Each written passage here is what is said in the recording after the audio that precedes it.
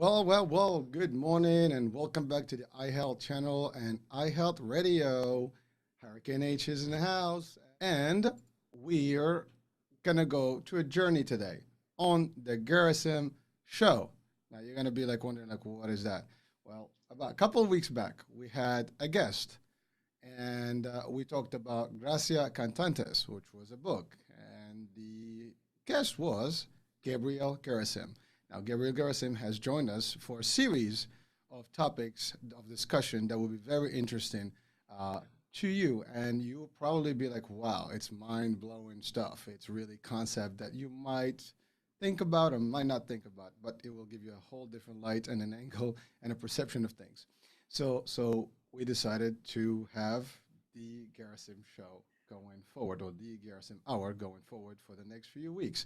So look forward to those, probably Fridays and Saturdays. That's where the scheduled shows will take place. So that being said, Gabriel, welcome back. Good morning, and thank you for having me back. It's a pleasure and an honor to be on your show with me in the wings here. Well, today is yours, actually. Thank you. Today is all yours. I'm stepping back, and it's all you now. Yes, yes. So, Gabriel, we've had a great moment last week or 2 weeks ago, and we got a lot of good feedback on the book and the content and discussion we had about the gratitude and all that good stuff. And then we talked after, and we had a very Yes, interesting discussion as well. And for our audiences, I mean, if you're listening or watching, do catch the old the other show on YouTube, on the radio, download the app, or on Facebook. Our channel.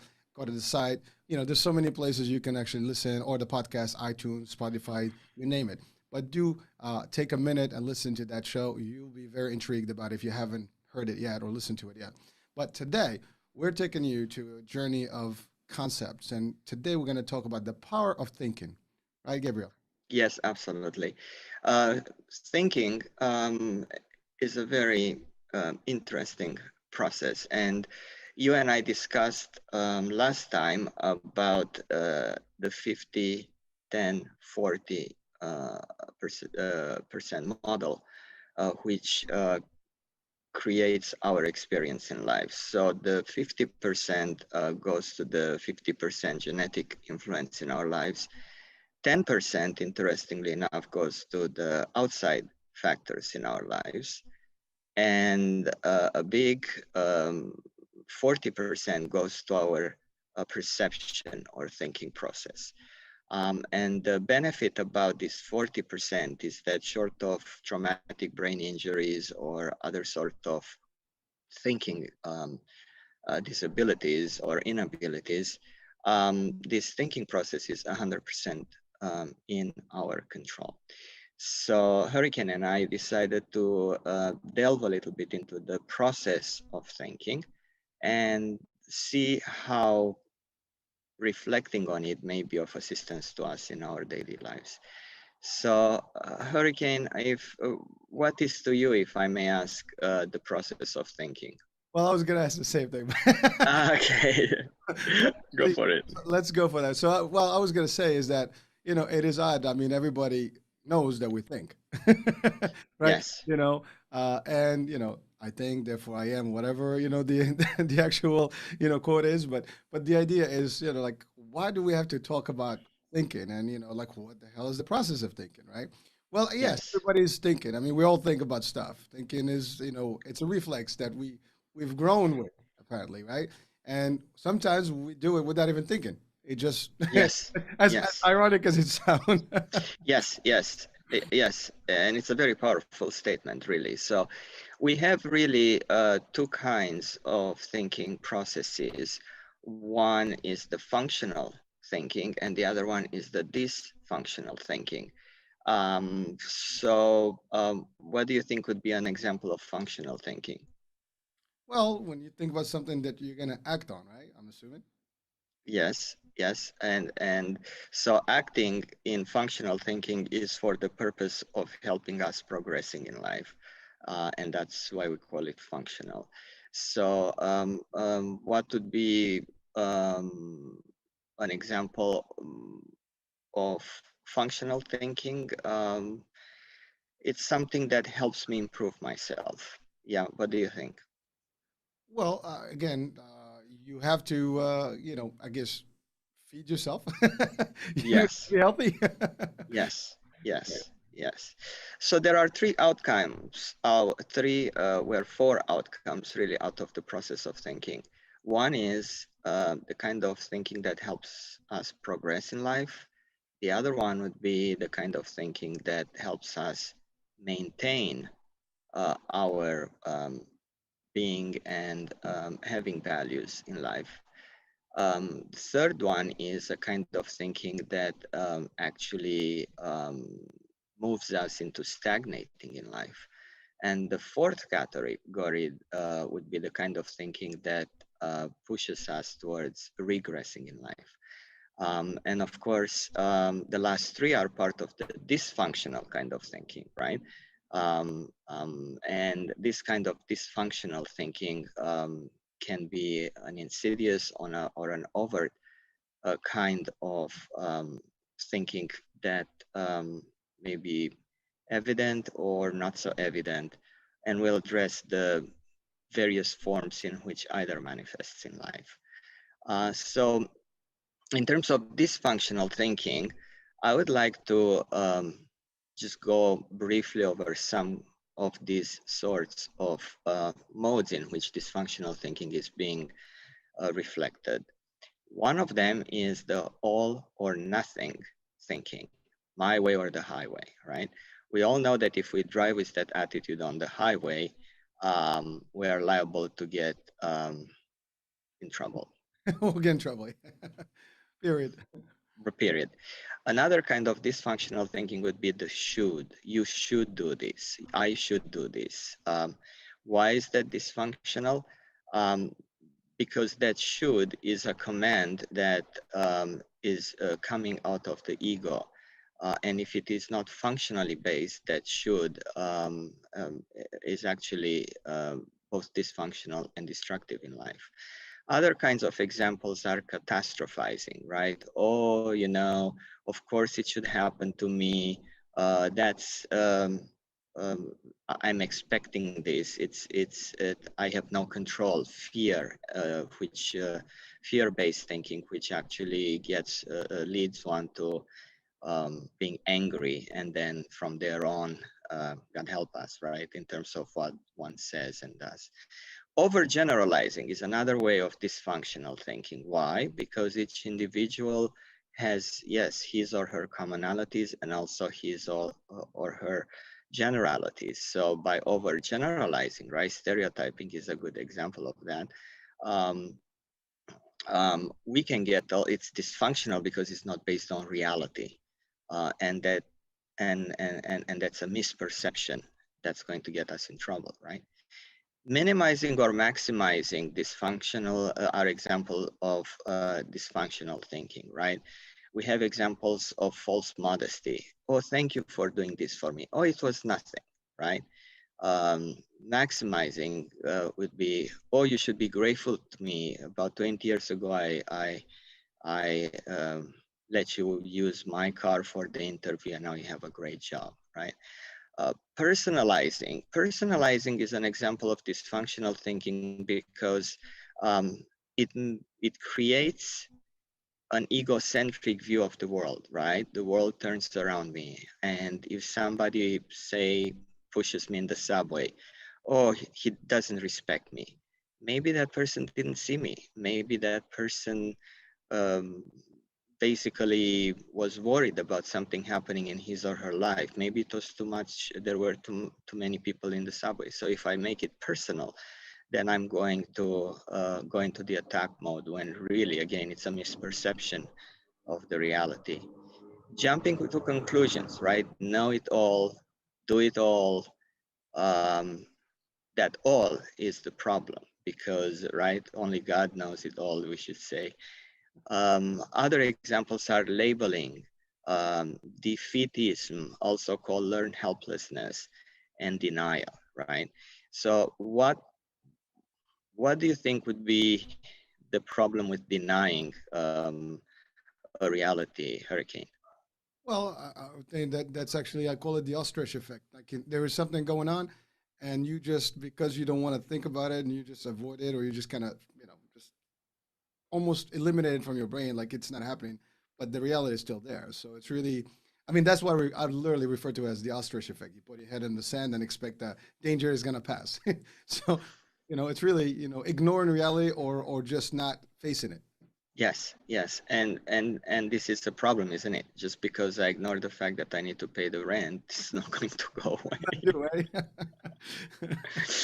uh, So we have several kinds. Yeah, I'm sorry. Go on. so Gabriel, it's funny because that is what you've described about dysfunctional thinking right now. I think a lot of us live in that world. Unfortunately, I think Yes, that is we don't realize it, but whatever you're describing here, I think that most of us, and if not all of us, we sometimes, without even realizing it, that we are stuck into those things, and because we get all these influences and we are really reactive to it, and somehow that's how we live. Uh, you know, yes, so literally, I mean, you're highlighting something that we might not have thought about in the past, or we yeah, realize as a behavior. But I think hearing you right now is like, whoa, hold on, aha, there's a problem here. yes, yes, absolutely. Yeah, and denial is an insidious little beast because we can deny several things. We can deny the facts, right? Oh no, it's not raining outside. We can deny intentions, right? Somebody brought me a Christmas gift. He only does it because I'm his supervisor, right? I can deny the damage, or I can deny the responsibility. Now imagine that what we are talking about here in terms of denial, it's referring to a victim, and then the abuser is caught, and then what will the abuser do, right? He or she, because it happens both ways, right, will deny that he or she hurt somebody. Oh, I didn't do it. And then you can show the proofs, right? Medical exam, photographs, video cameras, and then the abuser will go from denying the facts, will deny the intention. Oh yes, yes, yes. I slapped that person, but I really, it was just in jest. Yeah, yeah, it was just, my intention was just to be playful, I didn't. Then you can say, okay, what's next? Well, even if my intention was bad, then the abuser, let's say, would deny the damage. Oh, yeah, sure, I hurt that person. That was the fact. The intention was to get that person intimidated. But the damage was not so bad. So what if she broke 3 ribs? It's not like blood and guts were coming outside, right? And the last kind of denial is the responsibility, right?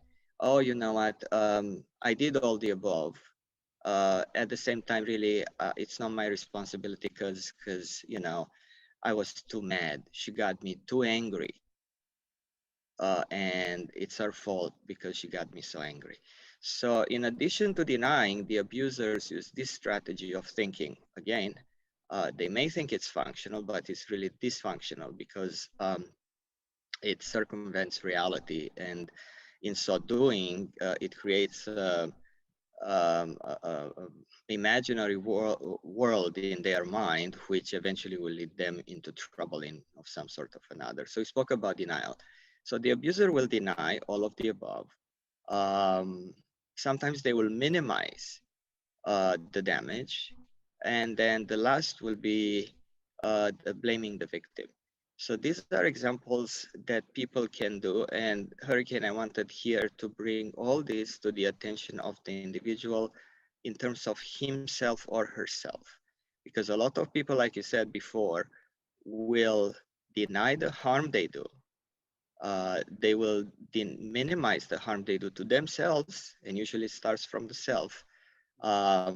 They will sometimes blame themselves um, um, minimally, or somebody else. So they will not focus on the functional thinking, which is, let me see what the reality is and let me see how I can progress in life best from here. What do you think? Well, it's pretty crazy. The way I'm thinking about it is this.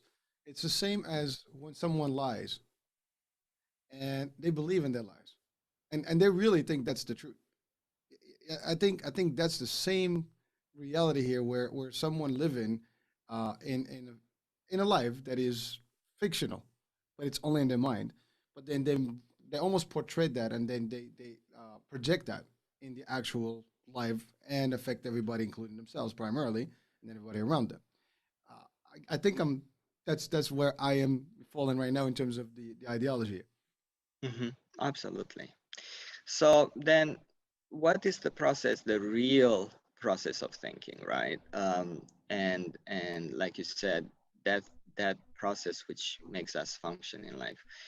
So in English, thinking and thinking are synonymous. If I can think, I have to think. It's the same root, same origin. Why? Because if I can think, I understand.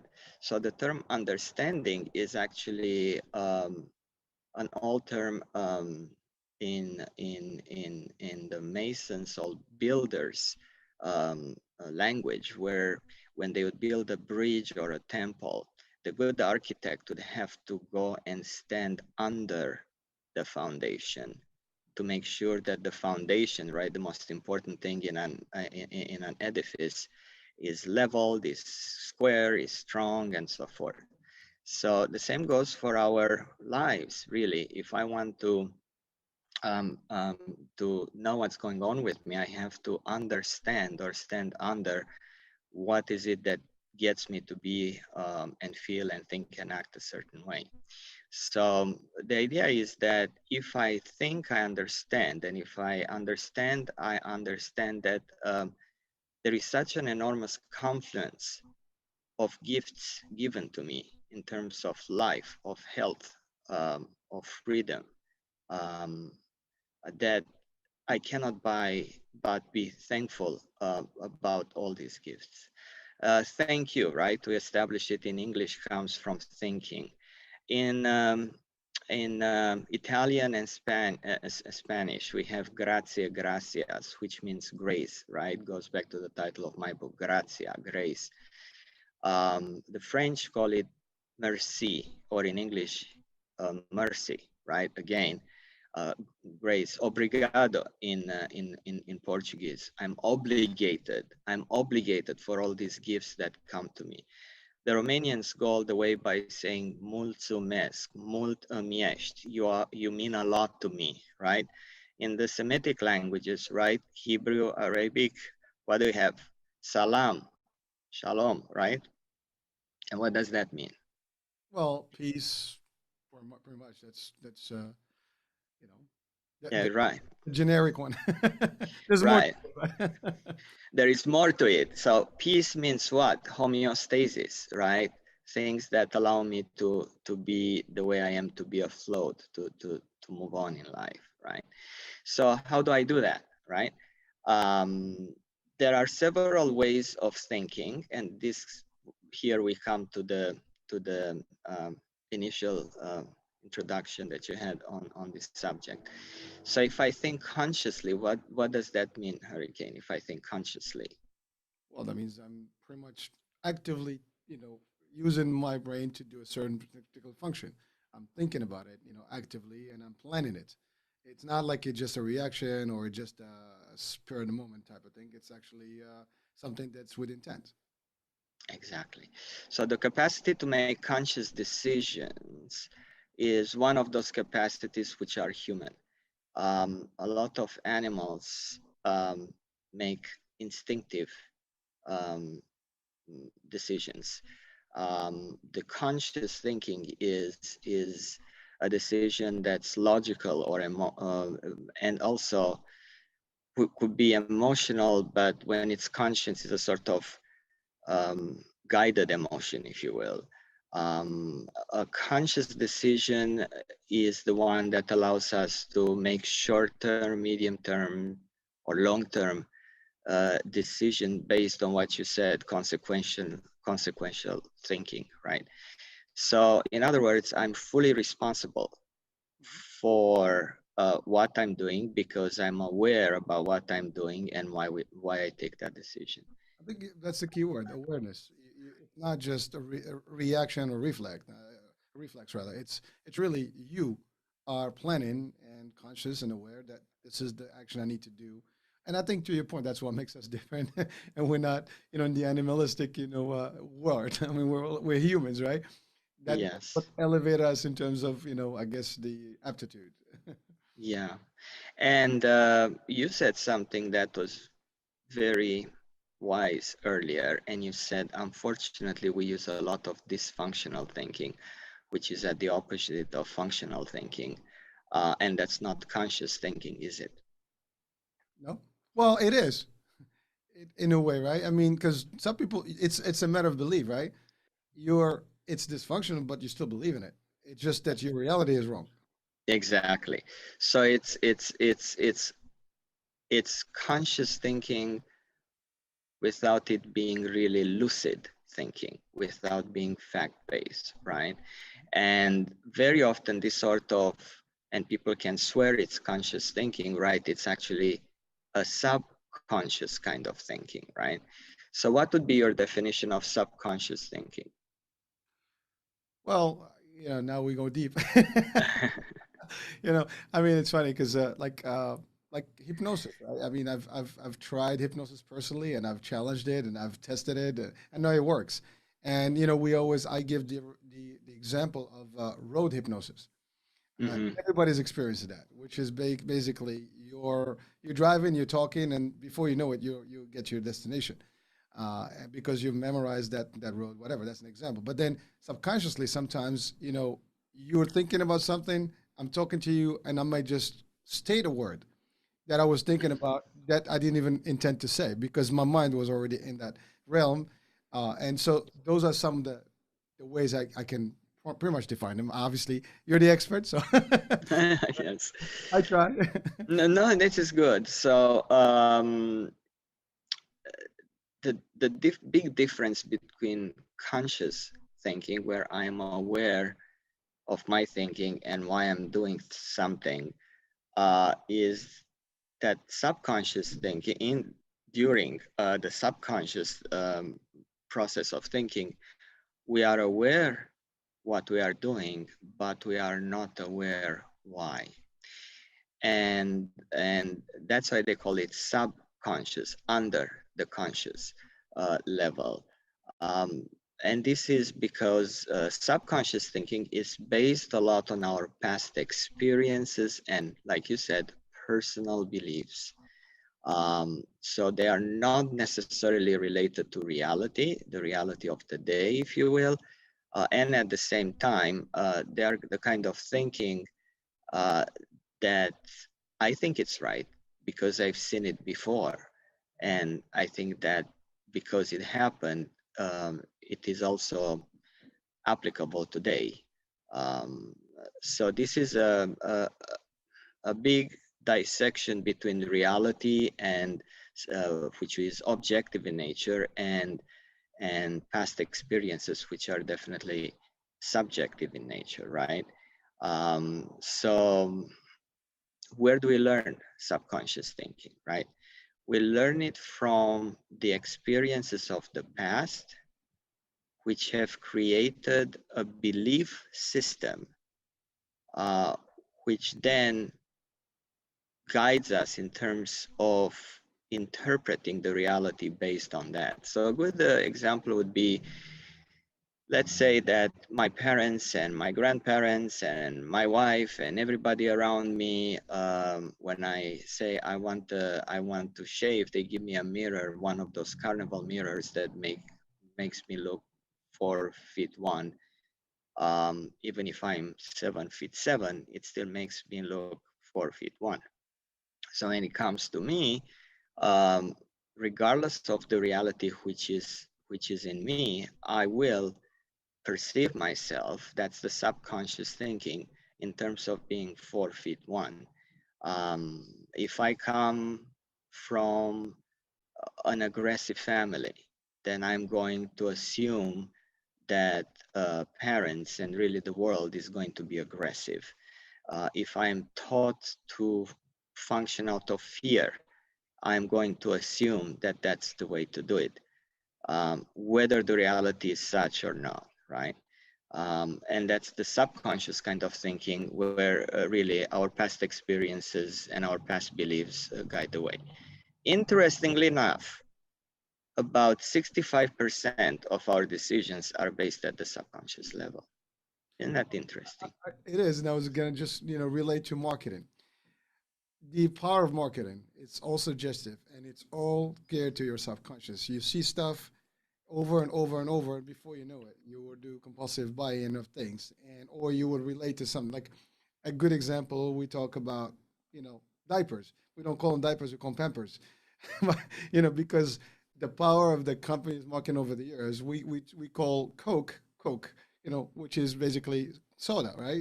Right, right. But those are standard things. I mean, sometimes cigarettes, Marlboros, because they just happen to be the first ones or the more. So those are some of the examples, that you automatically would relate to in terms of subconsciously you react to it based on what you've been suggested over time. And Over time. over time, I mean, it's really just see it, see it, see it, see it, hear it. Before you know it, you just know, like, how do I even know that? But it's Yeah, settled there, and now you react to it. I mean, again, yeah, that's just one of the ways I can relate to it because it yeah, does impact people, and that's really why people are crazy. I mean, everything people spend a lot of money on things that they might not even need. I yeah, mean, I might be guilty to some of that level myself, but that's because you see stuff. I mean, unless you really use active thinking and you like, wait a minute, why do I need this? And you start rational, putting using some rational, you know, thinking there, it doesn't happen. You just react to it, and that's it. yeah. Subconscious is a big comfort sort of thinking because it is the thought of the known, the thought of the familiar, right? Let me take the old shoes because they look raggedy and dusty and old, and at the same time they're so comfortable. So that comfort level in thinking um, is the appealing part of it, right? The reflex aspect. I don't have to think so much. I'm just going to do it just because, right? So that because can get us in a lot of trouble. Um, because it doesn't reflect to necessarily to the reality, and then it creates what it's called a cognitive dissonance, and a difference between the reality and us, right? um, it's a problem, and we need to be aware about that. So I have to ask myself when I do a conscious decision, am I aware uh, what I'm doing now and why? And if that satisfies my answer, then let me go for it. And for me to be aware of the thinking that I'm doing and the subsequent words and actions, and the why, I have to use consequential thinking. You and I think, are old enough to remember the video tape, right? And those still. All right. So the whole idea with consequential thinking is to use that analogy, play the tape until the end before you decide to buy the movie or not, right? We also call that proactive thinking. Let me think about it before I'm actually doing it. Let me look at the pros and cons. To use your example, the marketers do not want that under any circumstance. They want instinct and instant buying, right? Based on, like you said, the alluring analogies and visual and auditory and conceptual messages there, right? Where house is home and so forth. So I need to think proactively. Yes, go on. No, I said we see that in the fitness world too. I mean, or there are some modalities that we almost like you're fit, you got to look this way. Yeah, which is Yes, not necessarily true. That's not how humans technically look, but that's how we are perceiving it to be. The ideal look, and that's because it's been suggested over time that there is a certain look to be a male, there's a certain look to be a female, and and that's it. So there's no in between. But is right, it really the truth? No. But that's really how we all see it subconsciously. Like oh, that's what I want to be. Uh, right, it's not, right, absolutely. so. Yeah, and one sooner or later, one will have to think consciously about his or her decisions because there will be a price to pay for it. Um, I cannot tell you how often when I was working as a therapist in group and individual counseling, I had people who went to prison and then they were released, and part of their parole stipulations were to attend anger management and or substance abuse counseling, and that's where I was at one of these outpatient agencies. I cannot tell you how often this individual said, "Man, if I had played the tape before doing an action, I wouldn't have ended up in prison." And a lot of them said, "Guess what? Once I was in prison, I had to play the tape, but it was too late. I was playing it now, not proactively, but retroactively, and at what cost in time and money and lives and so forth." So, if a decision is important, my suggestion would be for the individual to think, let me be aware of what I'm doing and why I'm doing. And if it sums up to being a good idea, then let me go for it. That means I have thought this thing through proactively. If not, if I'm going by the subconscious thinking, by instinct buying or acting or reacting, really, then I'm going to have to come to reality and with a big price. So I can make that switch from being subconscious in thinking to being conscious, either before, during, or after an action, with different outcomes, isn't it? Because if I'm in the subconscious mode, I know what I want, but I don't know why, and that's a problem. So the third kind of thinking is the unconscious kind of thinking. So what would be your definition of unconscious thinking? It's reactive. I mean, there's no. I'm not even thinking. I just like. I see something. I just buy it. Or I see something. I just do it. Yeah.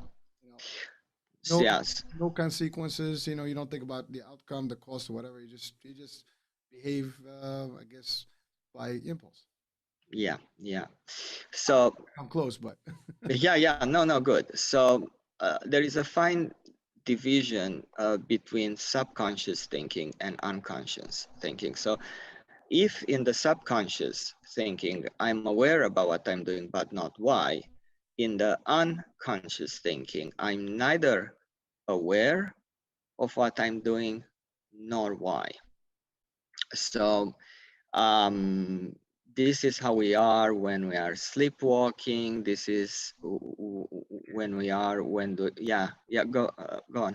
no, I just said intoxicated.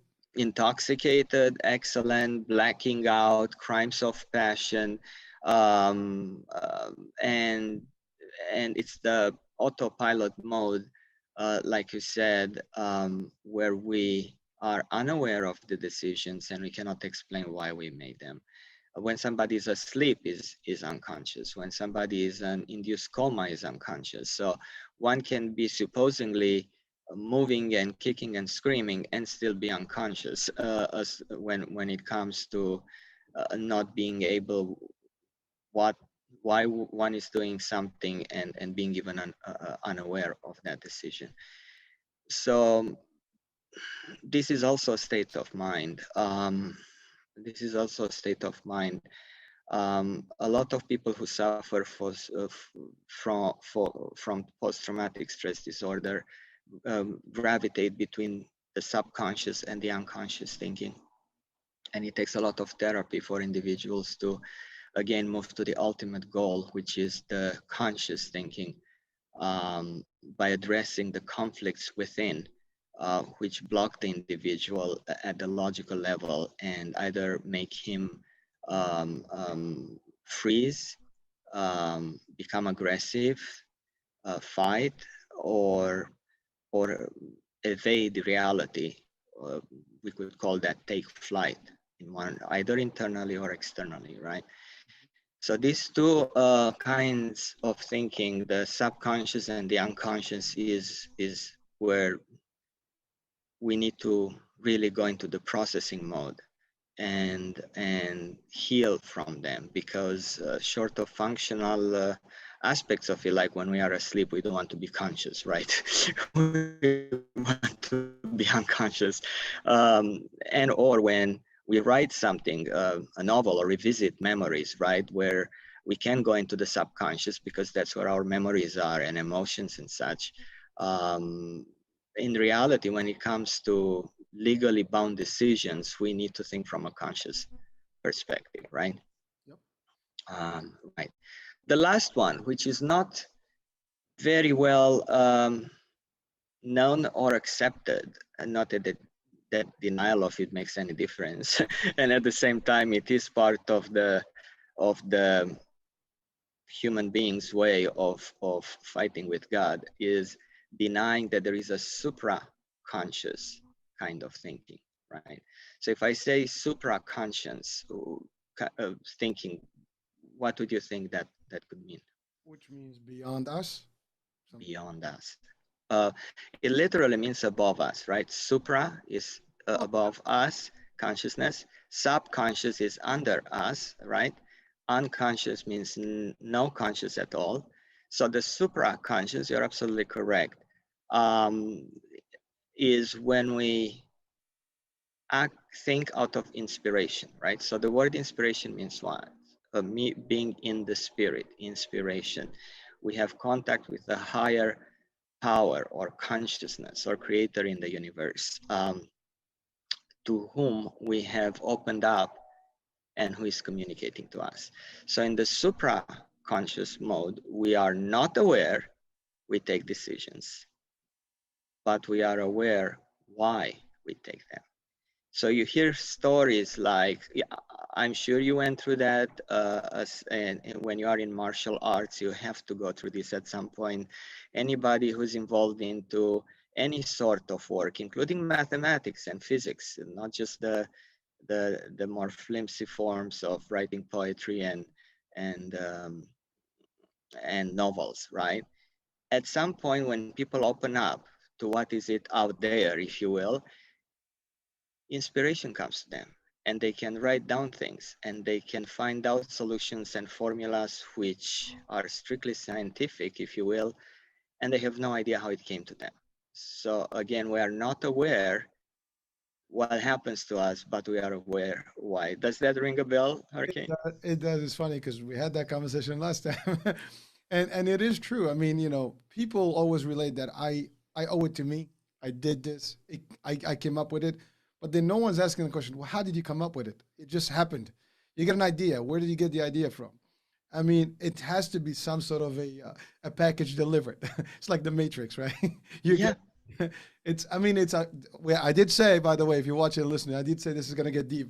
So we're talking a little bit of an angle that maybe people may have a little bit hard time understanding, or at least comprehending. But first of all, whether you have religion or not, I mean, there are facts that are beyond all that, and in the world of spirituality, regardless of religion, it's very common. And it is a fact. If someone reflects, and I use this exercise myself, I think about, like, how did I even come up with that idea? That's the thing. We don't ask the question, and you just like, oh, I got this, eureka, right? But that eureka aha moment happened somehow. But what was the trigger for it? Where did you get that? Did you see it somewhere a year ago? Whatever. Did you think of something? Did you try to come up? Of course, you learn processes over the years. You're a mathematician. You learn the basics. You become good at it, and then you go to the next one. And through trials and testing and stuff, you might be able to come up with some new stuff. But when we're talking about 100 years ago, a few hundred years back, well, they didn't have the tools that we have today. And they created the basis of what we use today. How did they come up with those things? By coincidence? I tend to believe there's no coincidence. Everything happens for a reason in a due time, and it is just the way the world works. And there are powers that are beyond our understanding. We can call them anything. We can call them, spirits. We can call them, in every culture, there's some sort of an actual language for them, or at least a word or description for them. But that's how I see it. And to your point, it's funny because we had a nice little discussion about this, and it gets deep. So go ahead, Gabriel, give us more. Yes, yes, yes, yes. So thank you. So In fact, let's just use the word universe. It means what? Uni means one, and verse means the verse of the poem. So if the universe is one verse, to use that etymology, that it means that there is an immense knowledge, wisdom, and we are pretty much privy to it when we open up to it, just like, if you will, the drops of water are privy to the to the waves of the ocean. If they open up to it, if they are part of it, um, and and that is what the supra conscious is. People say, well, how do I get there? Well, first of all, let me clarify. If I want to get into the supraconscious out of love, then I'm going to be on that frequency. If you remember our analogy, the FM/AM frequency, right? That's The right. love frequency is going to lead me to the love-based stations. The fear and which triggers anger frequency. Yes, it is going to get me to the supraconscious. It's going to be at the fear-based level, anger-based level, um, knowledge. So let me let me decide what I want. Do I want creative energy or do I want destructive energy? Because that's what I'm going to get when I open up. So there are different ways to get into this extra or supra conscious, and people have used prayers, meditation, sacred drugs or plants, psychedelic drugs, music, dance, poetry, writing, painting, you name it, sports, running, martial arts, any form of reflection is going to open one up to that.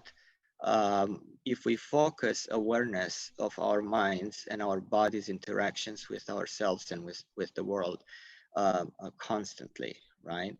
The creative energy would be the opposite of evil, right? So, and in fact, if we flip the word evil, we come up with life, life to life, and life to love, right? So You know, it's pretty.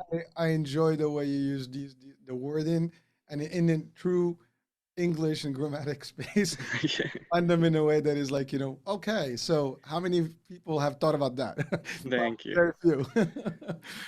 Thank you. Yeah. So that's the creative force. The destructive one is based on hate. Interestingly, hate etymologically comes from get, and it really means sorrow, grief. So if somebody hates, that person is also sad. That's that's a very important factor to consider. One is not hateful when he or she is happy. One has to be sad before he or she becomes angry and hateful. Anger is a secondary emotion to fear, and I don't know if you remember the grieving stages, right? The first there is the pain, then there is the trauma. Trauma leads to shock. Shock leads to denial. Denial to fear. Fear to anger. Anger leads to trying to make a compromise, and eventually, if one can use forgiveness, and that's a big one because you and I spoke about it last time. Forgiveness is anti-ego. Then eventually he or she can close those open wounds of resentment and turn them into scars where it doesn't hurt. They are there, but it doesn't hurt. In other words, one can find serenity. Well, What do you think? it takes will, and it's not easy, and it's not for everyone. That's the other thing. I mean, everyone can achieve it, but it's just a matter of applying. Applying. Yeah, it's a matter of what's important to me, right? Do I want to feel at peace, or do I want to be right? Um, uh, One wants to be right and at peace. And that is obviously what we would call a win-win situation. In situations, however, where the being right part is impossible, either because it happened in the past or it's something that may happen in the future, like the outcome of a terminal disease or something. Um, One has to decide, let me focus at what I still have and what is still good in my life, or let me focus at what is it that I want to achieve. If it's realistic, go for it, by all means. If it is not realistic anymore, um, then one needs to find in themselves the desire to put the ego secondary to the heart, for lack of a better analogy. It's a choice, like you said. Yeah, it's a Well, choice. yeah, I mean, Gabriel, if we go back a couple steps back, one is the analogy that we talked about FM and AM. I think it'd be nice to clarify that for the folks. Yes, So let's talk about that. And then we'll talk about universe, and maybe we'll talk about the energy, yes. concept. So, very good. So, both the FM and the AM frequencies are frequencies, which means they are an electromagnetic field. The same goes for the thinking process. The process of thinking is not a physical one, it's an electromagnetic one. And as such, it has different levels of frequency, which we have the choice usually of tapping into, based on what is it that we choose to do. Some people decide to consciously go one way, other people decide to subconsciously go the other way, or unconsciously go the other way. And some people, what we call the enlightened ones, go choose one frequency over the other based on inspiration, right? The supraconscious. So the prophets and such, right? So I cannot find love if I am hateful, distrustful, or indifferent. I just cannot. It's even if love finds me, I'm not going to recognize it because I'm not at that frequency of love where I can recognize love, and vice versa. If I want to love and I'm at the love level, even when hatred comes my way, I'm not going to recognize it in terms of paying attention to it. Yes, it's going to be there. Yes, I'm going to observe it. At the same time, I'm not going to recognize it. In counseling, there is a big distinction between approving and accepting. We assume that I have to accept only that which I approve. And that's because of my ego, yeah, wanting to be right. In reality, I can certainly accept the reality without approving it. If I detach from my ego and I say, well, what are the facts? What are those which are not part of what I think should be? And so it's important to understand that distinction, that I am sowing what I'm going to reap. I cannot have it both ways. I really cannot. And that's very important. So thank you, Hurricane, for bringing that FMAM analogy into discussion again. Yeah, no, no. It's a cool thing because again, we're talking about frequencies and energies, and we do actually. I in my personal life, I always try to go on the positive vibe or positive energy.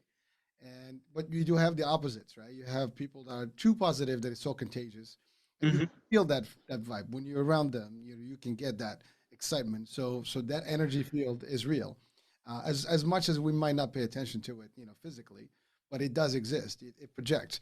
And I had a different guest when we talked about yawning, and yawning is contagious too. I mean, you start and everybody else start laughing is the same thing. You laugh, everybody starts laughing, right?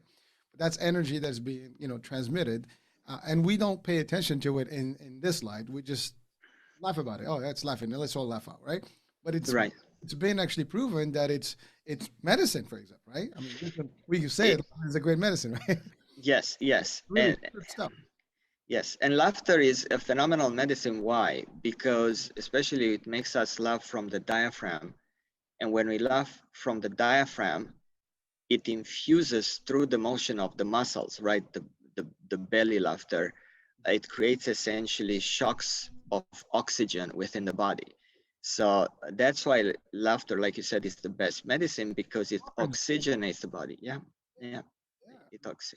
it's a unique concept, but it works. And then when you're positive. it's contagious. And then on the flip side, to your point, there are people that are so negative and subconsciously, unconsciously, or or actively conscious, they Yeah, just have that supra negative stuff, which in the religious world we probably call it demonic or satanic. yeah, yeah. But at the end of the day, there is that energy as well, and they both can collide, and it's dangerous. Yes, yes, and they are there. And the beauty in conscious thinking is that I know what I'm thinking, talking, and doing, and why. And that's because I'm aware. A lot of people become aware by meditation, by focusing. And the first question is really to ask myself, am I looking at the world as something to be afraid of, or am I looking at the world as a beautiful opportunity? As an immigrant, when people come to the States with two suitcases and 5 years later they have learned the language, they have found a job, they have started saving money and so forth, it's because they look at America as an opportunity. Then we have individuals born in America and raised here who, because of the generational learned helplessness mentality for one reason or another, they look at America as being a place of segregation, of hatred, of injustices. It's the same America, it's the same society. And as long as there are laws protecting the individual, provided that the individual is also responsible, pretty much the same way, then America is the same, is objective, is neutral until one gives it meaning. So this is an example, right? Why is it that so many immigrants come and within one generation they have homes, jobs, when other individuals here who didn't have to go to the process of learning a language, customs, and so forth, they stagnate, right? It goes back to, Well, it's the opportunity. It's how you see the world, right? Cup half full, half empty, right? The mindset. We can look at the same picture and just see two different things, and that's exactly what it is. When I can relate to that, I'm an immigrant, and same thing. I mean, I had my dream, and I worked towards my dream, and in no time I was able to do it because I saw every opportunity. And I still see opportunities. All right, and there are people that will take it for granted because they just that's not. Then first of all, they haven't known different. That's the other thing. They just know this reality. And when you live in maybe in a different country, and whether through war or through other type of concepts, you tend to have a different outlook, and also feel as well as respect for things, as little as they are.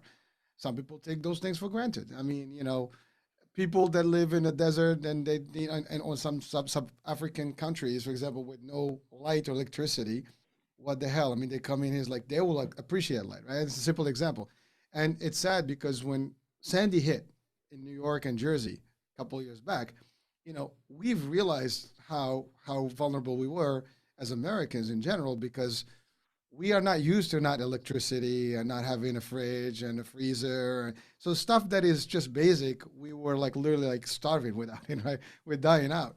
And that's really sometimes when you realize like, well, someone that actually didn't have all that stuff would appreciate it and can also survive it. That's the difference. They will adapt, they will persevere, and they'll be resilient. And someone who hasn't, oh my God, the world just crumbled. I mean, a generational analogy would be taking a phone from our kids. yeah, Oh yeah, my word, just yeah, ended. What happened yes, before those phones? What happened before internet? We did live. I mean, we had a good life, right? So yes. it's all a matter of perspective. So It's all a matter of perspective. You're absolutely correct. So the distinction in this regard, what makes me be able to recalibrate my thinking from subconscious or unconscious to the conscious, or if you will, to even the supraconscious, is meditation. So the saying is that when I pray, is I'm communicating with God. When I meditate, is I'm communicating with me. So these are two important distinctions. This idea about awareness of mind and body.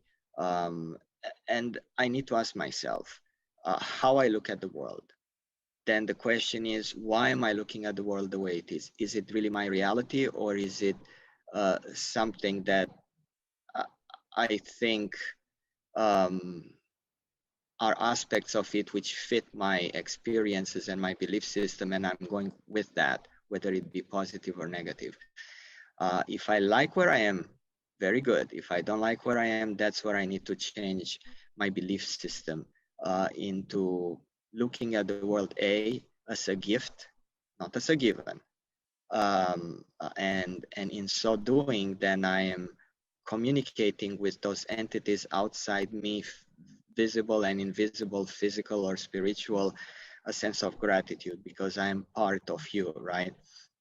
And and and in conjunction with my responsibility as an individual, my responsibilities and rights, in combination with a sense of gratitude for the greater things, then that's what's going to lead one to look at the life completely, both with a sense of gratitude and a sense of responsibility and appreciation for his or her life. That would be my 2 cents on that perspective. What do you think? That's more than 2 cents. I think that's a lot more valuable than we can quantify. I mean, and then some of this concept or some of these concepts that you've mentioned today, I mean, I think obviously it would take days, maybe a few books to actually even comprehend most of it. I mean, we try to make some light and give some analogies, but there's more to this. I mean, we talked about, you mentioned universe and energy. I mean, from a physics, and that's the other thing, like, the connection between the spiritual world, the religion, the science, and we talked about that last time, is very intricate, and most people may not even put them together, but they can all collide, they can all, coexist and complete one the other. And Yes. I have this joke, well, not a joke, I've had this conversation many times about, if you're a physicist, or you're in physics, you would know one thing, that it's all about electrons and protons and atoms and stuff, right? But then, if anyone have ever seen an atom, it's a bunch of space. It's 90% empty. It's just a couple electrons floating around the proton, right? So when you think about it, everything that is in this universe is made of electrons and protons, and so it's really 90% empty. So how do we even, conceive material stuff? So that gets a long discussion, and we get deeper on that one, and then we go into the science and the religion, and we can lose people today. No, actually, you're right, because you ask a very pertinent question. What's there which creates this? And what's there which creates this is force, energy. At the core of who we are as human beings, is vibration. It's not the matter, it's vibration. Matter without vibration is dead matter. Matter, I mean, you can mummify, right? Lenin is mummified, Evita Peron is mummified, pharaohs are mummified, they are dead, right? Um, Without the vibration of life, which then gives life to the matter, we are nothing. So that's the main core, really, of why we should be grateful for. It's a gift, um, a day by day gift, if you will. That sense of understanding is necessary to be grateful for everything in our lives. The starting point. I'm sorry, go on. No, I was gonna say, I mean, some people would consider philosophy and maybe debate it. Some people, have deniability on in terms of It was it was so until the 1900s when quantum physics came about, and it was proven scientifically that the electromagnetic field not only is there, just like electricity, it is also an intelligent electromagnetic field, and on the top of it is also a loving, intelligent electromagnetic field, a creative one. So it's proven scientifically. At this point, ever since the 1900s, only if the skeptics, all they have to do is go into the quantum physics literature, and with the mathematical mind, the scientist mind, um, absolutely. In fact, a lot of the Nobel Prize winners in what we call solid sciences gave deference to this creative energy, force, loving intelligence. The record is really, really, really long. And these are Nobel Prize winners in sciences, chemistry and physics and so forth, mathematics. So it is not it's not anecdotal, it's really scientifically proven this intelligent, creative, loving electromagnetic force of which we are part and to which we will be going when we expire, right? Well, Um, it's, yeah.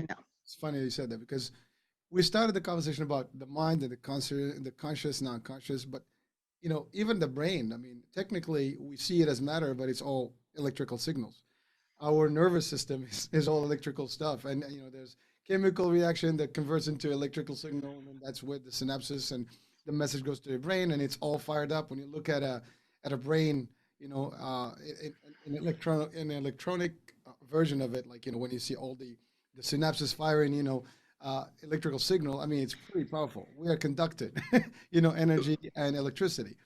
And so, and that's physics, that's, energy that is beyond. And so then we go into the spiritual world. And now we're talking about souls or the ghost in the machine. And then now, how do you define that? And we can talk about computers and link them back to that. I mean, we could go crazy with this topic right now. I mean, I know we're coming about, the end of today's show, but we can certainly catch on this for the next few weeks. And there's got to be some more interesting discussion, I think, about this.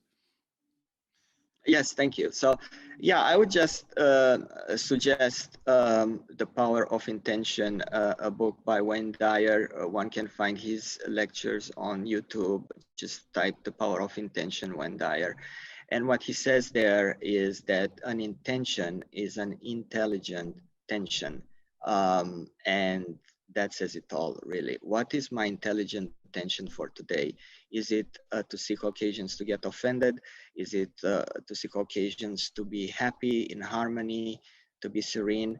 Because based on that intelligent tension, I'm going to seek, find, and recognize the like of it. And I'm going to certainly not accept without necessarily approving the opposite of it, for better or worse. Wow. All right. Well, listen, I mean, I've never heard that breakdown, but really as simple as that. I'm telling you, like you're making it sound so sweet and easy, which we can comprehend easily. So thank you for that. Thank you. But it's deep stuff. I mean, it's really, it gives you an opportunity to ponder and wonder and really think and reflect. And I think those are all key elements. And most of us, we kind of live our lives without doing that. We talked the last time, you and I, about wandering, and pondering in this universe, just looking at the universe, how it all comes in play. I mean, you can, there's just so much power to it. It's not even funny. I mean, we can talk hours, and there are thousands of books, and not millions of books out there about all this. And it's pretty cool. I mean, as far as I know, and I believe, it's we owe it to ourselves to learn more about these things and at least dive in and get into it. Whether we accept some of the facts or not, but at least know. I mean, knowledge is power. So I think that's important. And I think if there's a message from our shows is that we want to convey that to our audiences, and hopefully they'll get some action from it. Exactly. And to use a quote, one of my favorite superb poets and philosophers, Rumi, Persian poet Rumi, 1300s, he wrote a poem, and he ended with, why go through life like a dead fish in this ocean of love created by God or universe? It's a choice. We can be like the dead fish, or we can be appreciative and grateful. The ocean of love is there, whether we accept it, approve it, or none of the above. Well, Gabrielle, with those words of wisdom, we're gonna close our show today. So thank you for another yet exciting hour. Look forward to the next one next week, Friday at 7 p.m. And then we'll tell you when the next show will be. So Gabriel, thank you for joining us today. For our listeners and audience watching, thank you for watching on the iHealth channel, listening on iHealth Radio. This has been the Gherasim Hour. And so look forward for another few hours, if not many, and a lot more deep. And like I said, it's a journey. So take the journey, and it will be worth listening in, tuning in, and watching. That being said, Hurricane H here, and we will talk soon. Bye now. Thank you. Thank you.